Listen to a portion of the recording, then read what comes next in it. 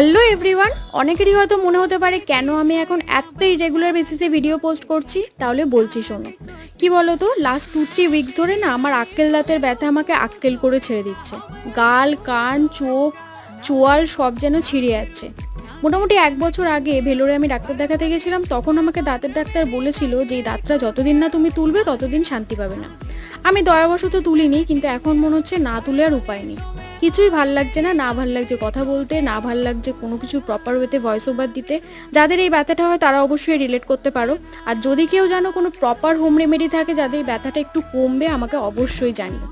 যাই হোক, তোমাদের আমি লাস্ট ভিডিওতে বলেছিলাম না যে সারপ্রাইজ দিতে গিয়ে নিজেরাই সারপ্রাইজ হয়ে গেছিলাম। আমার মাসির বাড়ি ভদ্রেশ্বর গিয়েছিলাম এই মামুনটিসাকে সারপ্রাইজ দিতে গিয়ে। কিন্তু গিয়ে দেখলাম দুটো ম্যাডামের মধ্যে কেউই নেই। ফোন করার পরে ওরা এলো। একজন গেছিলো ফুচকা খেতে, একজন গেছিলো রোল খেতে। যাই হোক, ভিডিওটা কেমন লাগলো অবশ্যই জানিও। সবাই ভালো থেকো, সুস্থ